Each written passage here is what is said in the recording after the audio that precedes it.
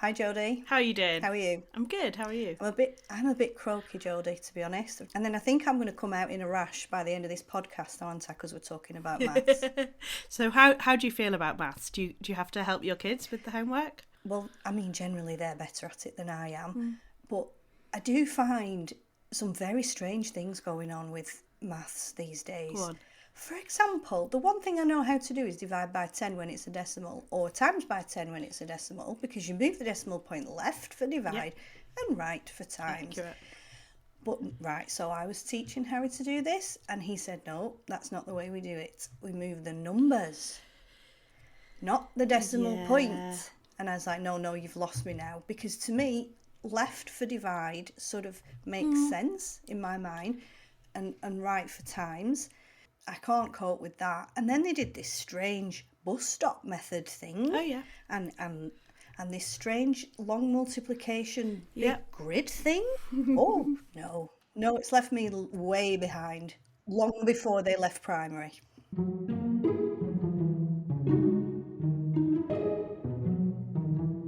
It's your own time you're wasting. Ramblings from Beyond the Classroom with Marie and Jodi. So today we're looking at maths, but specifically making the transition from primary to secondary maths. The positives, the pitfalls, and the insert maths joke here. We're joined today by a Key Stage 2 maths specialist advisor, Rachel. Welcome, Rachel. So obviously I know my maths and I know kind of what that looks like at secondary, but what does it look like in a primary school? How often is it done? What do you study? When does it change from numeracy to maths? Well, lovely to be here to talk to you about Key Stage 2 maths. I've only taught Key Stage 2. I also trained Key Stage 1 and Key Stage 2, but I taught in two junior schools, which obviously is quite rare nowadays. Most of them are primary schools. But I was in junior schools, so I've taught obviously 3, 4, and 5, and helped obviously 6 with SATs preparation. I was maths lead for most of that time as well. Obviously, it's changed loads over those years. It's always evolving, as you said, Marie. Maths students always change. Um, in terms of a classroom, we teach it every day. That's the general. Obviously, every school can vary, of course, but most schools do it an hour a day, roughly. That's what I always used to do. An hour a day, and occasionally you'd slot it in extra if you wanted to. Because obviously we have our class all the time. So if we think they haven't quite got it, we might carry on after play, or might think actually let's do a little bit first tomorrow morning to go over that again. But roughly an hour a day.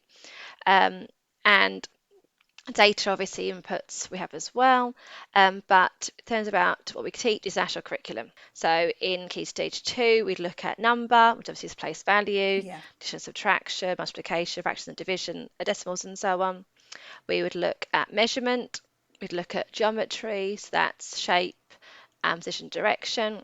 Let's look at statistics, and then in year 6, lucky people, they get ratio, proportion and algebra. So it's not touched upon until year 6. And obviously, every school is different. The aim is to follow national curriculum. That's what we have to do. But obviously, how schools do Yeah. that does vary. Some schools going towards a mastery approach, which obviously is everyone moving together, trying to get that deep understanding. Because what we don't want is they Right. leave us in year 6 and come to Key Stage 3 with gaps in their learning. So the idea is that we all, in every year group, they all stay. I used to use the analogy of a boat. We're all in the boat together rather than the jet ski crew zooming off ahead and rushing to next year's year group, and then once on the tugboat being dragged along. We're all Right. now on the boat working together. The aim is all children will achieve.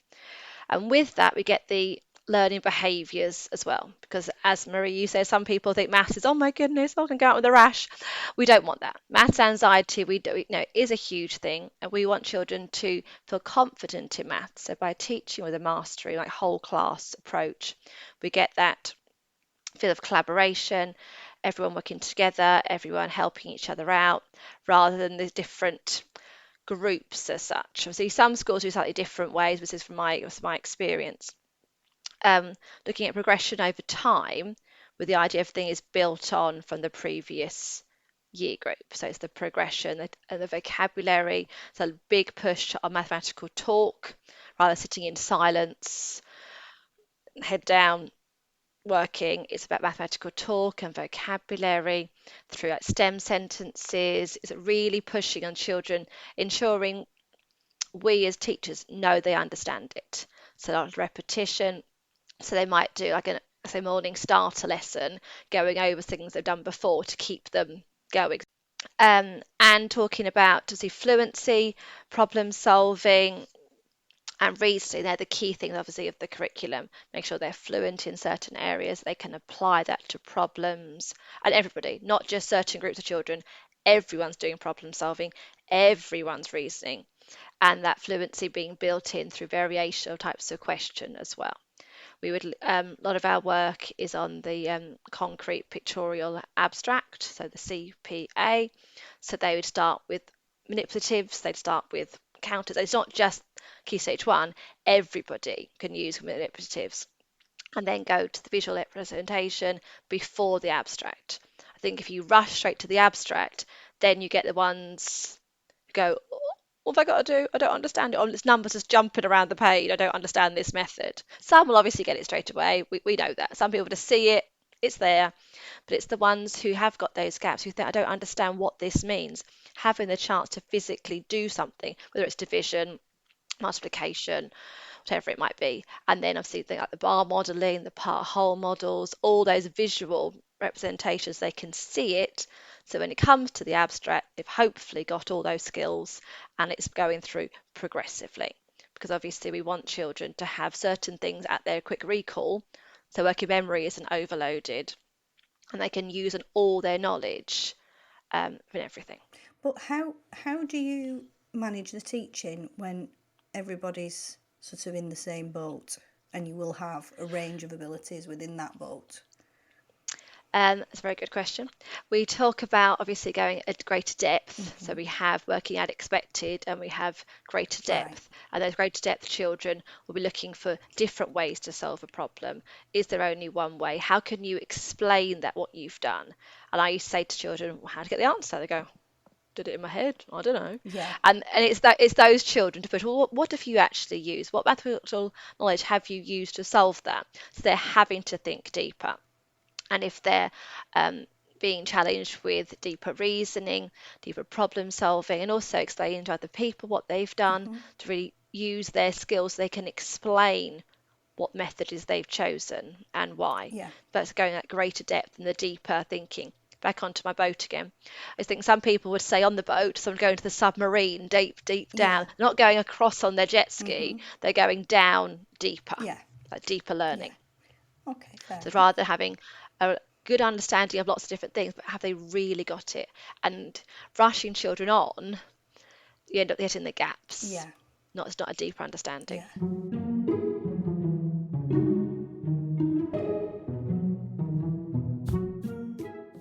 So when it comes to the transition to Key Stage 3, how do you go about preparing your Year 6 pupils for that?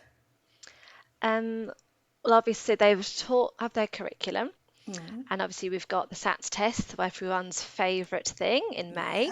And but obviously then it isn't like, oh, we'll sit back now, we're finished. That's the time, summer term, where there's lots of investigational work, lots of using and applying. They also at that point see, yes, the SAT test might have taken place, but that's not where the journey ends for the children. If there's any gaps there, obviously we address those and fill those. We've also got a duty of care in Year 6 to make sure those children are prepared, and of that socially, emotionally as well, which obviously comes into it. And some secondary schools obviously work with us for that purpose as well. Some of it happens in Year 5 a lot as well, because obviously they had to apply secondary schools in the beginning of Year 6.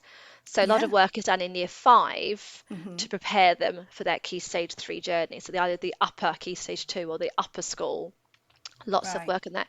So lessons might be taught slightly more formally, maybe. It's just sort of preparing that way. We might have visits from Year 7 teachers. They may go to secondary school because obviously they're used to their classroom. Sometimes they move around the school. Sometimes they stay in one room all day long, and sort of moving their bag with them. It must be exhausted, don't they, exactly. Those seems like trivial things, but they're not. They're huge. So visiting the schools, so it's like year five might have schools around here, like wow days, for example, where they might go and see a lesson. Um, that idea as well. In terms of Yeah. content, we'd make sure they've obviously got the curriculum, and we'd probably look ahead to maybe what's happening in Key Stage 3, what's coming up. But obviously, every school is different in their own way. Do you think though that the timing of, like, you've got the SATs in May that everybody's been working towards, and then I think psychologically for the pupils that's like they're finished, and then they have the 6 week holiday. Do you think that causes a bit of an issue with transition? I mean, I do. I mean, I very often what happens with English, and I don't know if it's the same for maths, but very often in the first term for English, year sevens go backwards, not forwards. Yeah. Yeah. That's where that myth comes, isn't it? Now we think, oh, let's repeat year six again. They've done all this, they've done all this. But you, Same in a in way, maths, you yeah. need to know what they've done. And where I live, we've got grammar schools as well here. So our schools, our children go to very different schools and different experiences. So Yeah. we've got 4 grammar schools, 2 girls' schools, 2 boys' schools, very close. We've got the catchment secondary schools, um, and we've got private secondary school here as well. So they're going off in different paths, and and the schools are therefore receiving children from different places. So you have to spend a bit of time finding out what they already know. And it has been a holiday. They've done wonderful things happening with their families. They've experienced wonderful life experiences, which are so important for children and young people. Um, so I think, yes, you do need to recap and find out what they know already. But I think we're doing in year six, summer two, is a lot of work on problems, investigation. Like they might design a theme park, for example. So they've got to Yeah. do costing. They've got to look at land. Those sorts of really fun things to children after the formal test practice and oh my goodness, pressure to get that love of maths back. Which I've always loved maths, but some children, just by that May Yeah. SATs test, they're like, oh, I'm just done. It's getting that joy back again. So hopefully they start in year 7 Yeah. excited with maths. So, what do you think some of the assumptions are that Key Stage 2 teachers make about Key Stage 3 maths teachers? Because I know there's a lot that are done the other way round. Should do some myth busting. Oh yes, that'd be good. I think as we touched on, also they come back and visit us and they go, oh, we're doing this in maths. We've done it before with you. And I think it's just that we're all going for that same Yeah. goal of children enjoying maths and achieving at maths at a deep level. So we might say in jest, or we've already done that. Why are they doing that again? Yeah. But I think it is just totally in jest because we understand you as year 7 teachers need to know where they're at, that they're confident, and also might be slightly different ways they've taught it. And if they come like from here, come from different schools, yes, the curriculum is what we're all teaching, Yeah. but every school might do a different scheme of work. So I think you've all got to find out on the same page. Exactly, and I think kind Move of forward. the end game is so different for primary school teachers versus secondary school teachers, because right from year 7, you're kind of thinking about GCSEs, and a primary school teacher's just not going to be, because, well, first of all, they're teaching every subject, so they have to be a specialist in every subject, so they can't then know a qualification they're not going to do for 5 years back to front, whereas maths teachers at secondary are already thinking about that and teaching, because there's some very strict rules in SATs that just don't apply to GCSEs. Definitely, I think because all the what method they use, they get a method mark if they've done Yeah. that, and that's really hard as well because we're following, and also the shape comes up. We talk about shape, properties of shape. I want into every single shape name and all the rest of it. But Key Stage 3, they say, well, that's the impression I've got is it's not as important. No. They only show certain things for shape, but not every single property under the sun. I might be No, wrong and there. it is, but again, it's kind of one of those things which are, it depends whether you're thinking higher on foundation, which kind of depressingly you're already thinking about in year 7, but your foundation kid does need to know that a trapezium has 1 pair of parallel lines, whereas your higher kid, they kind of need to know it, but it's more important that they know the consequences of that, so that means that those two Yes. angles are co-interior or whatever. But they're not going to get a picture of a parallelogram and be expected to say that's a parallelogram. Yes, exactly. And would you set from year 7? Is setting a thing that's done in Key Yeah, Stage 3 still? absolutely. So most of the schools I've worked in set from day one based on their SATs results. A few schools have done it differently. So the first school I worked in, it was a bit of an unusual school because they had 30 feeder primary schools because it was a village school. So most of them had come from groups where there were like 2 or 3 year sixes. So setting was impossible because there was just nothing to compare it to. So they weren't setted until Christmas. So teaching this unsetted group was really difficult because the strong, really excited kids who loved maths wanted to start doing algebra and they wanted to start doing problem solving, and the weaker kids needed to kind of secure that knowledge, and you could just see both ends getting really frustrated. It was really frustrating as a teacher as well.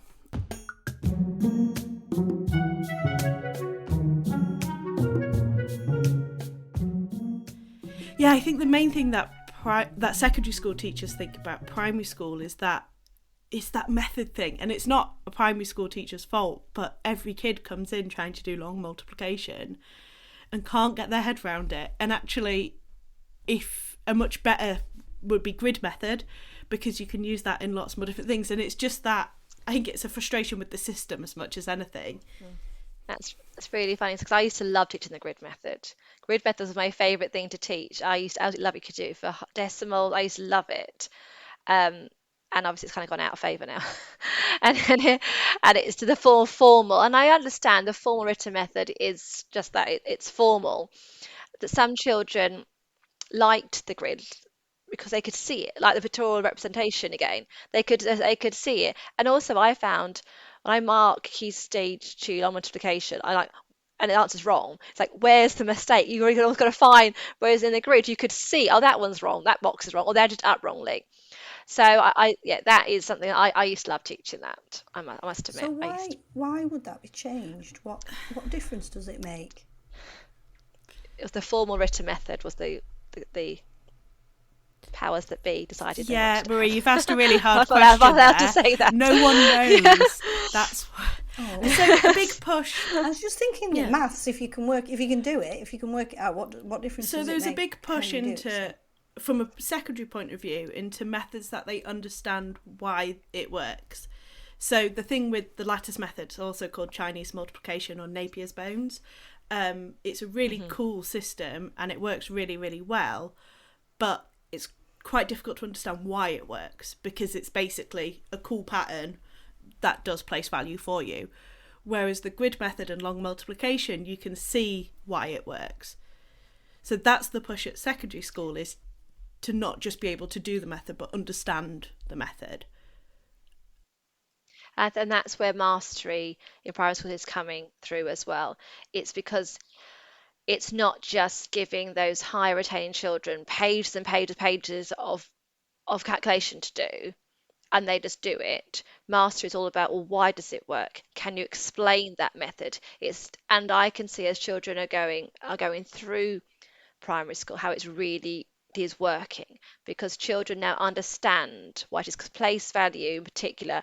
I've got a little 5-year-old who adores maths, and his place value is so secure already, and I just know he's going to benefit so much further up. It's getting that early on. Then when they do go on to larger numbers, it doesn't matter the size of the number because they understand their place value.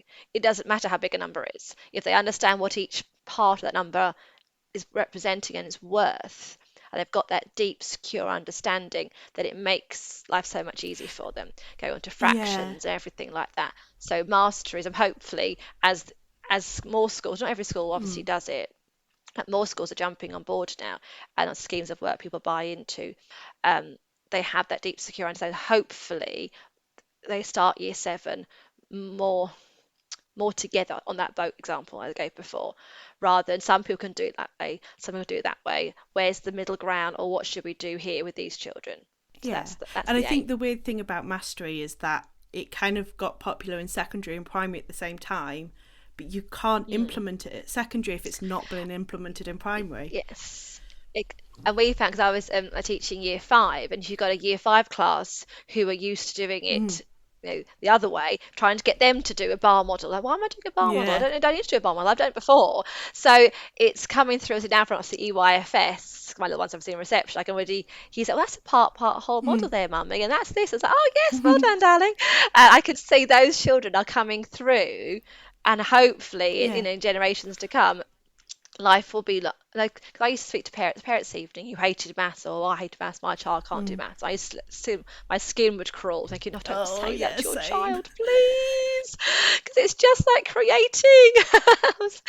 And so hopefully those children will have that confidence and that understanding that they can do it, and it's just finding the way and explaining it, and having those more able children in the class, in a whole class forum, explaining what they've done.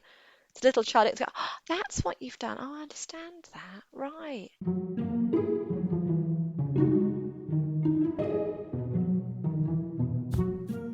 So do you think there needs to be more of sort of cohesion between Yeah. primary and There secondary? needs to be more concrete in secondary. That's the other thing, is in primary there's so much time spent on concrete and working with just little things. Like I observed a primary class once where they were talking about 3D shapes, and they literally had the 3D shapes, but and we don't do any of that, so, and we don't have the resources to do it.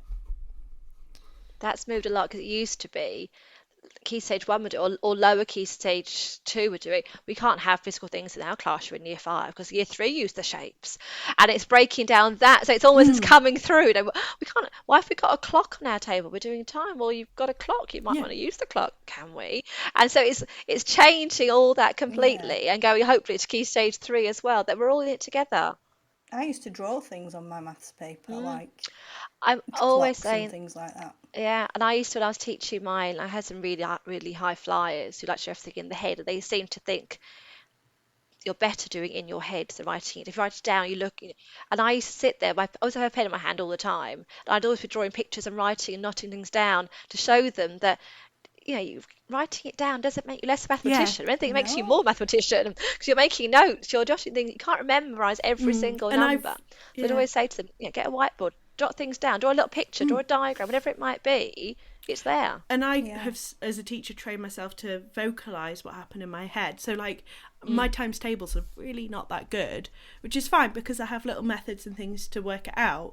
But, like, one of mine is 7 8s are 56, and I have to say it like that. And so if someone said, what's 7 times 8? I'd be like, 7 8s are 56, and would do that out loud so that they can see that, yeah, I've got a maths degree, but also I have to say it in the right rhythm to remember what 7 times 8 is. And I do my 9 times table on my hands, and my 7 times table I just try and avoid, and it's just, but it's knowing that people do that, and it's okay. And I think it's showing that everybody needs to work at it. No one is completely natural, and that you all have to do something. And I love putting children into groups or pairs, because you see which children don't like to, can't almost vocalize, can't share their ideas, don't quite know how to communicate what maths is they're doing, and those are the children that really benefit from other people, because then they learn to actually I had to talk maths and how Yeah. to share ideas and how to solve a problem together, because there's no point being able to do it just on your own.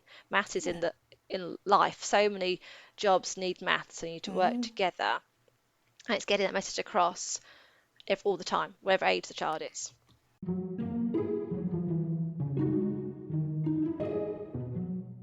What's on your mind? Let us know your thoughts, ideas, and anecdotes. Drop us a line at beyondmailbag@twinkle.co.uk. Well, thank you for all that, Rachel. That was really interesting, even though I'm an English teacher and I'm allergic to maths.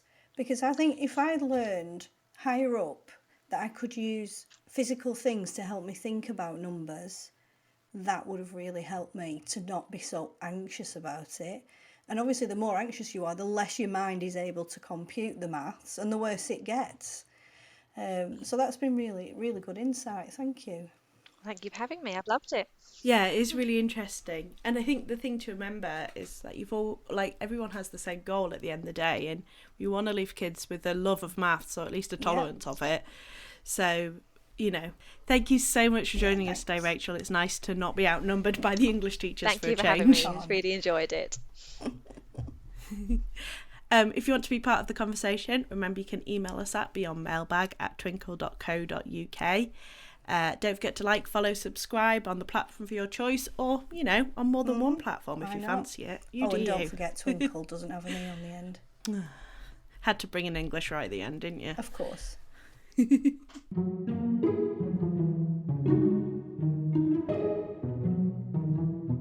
This podcast is proudly produced by Beyond.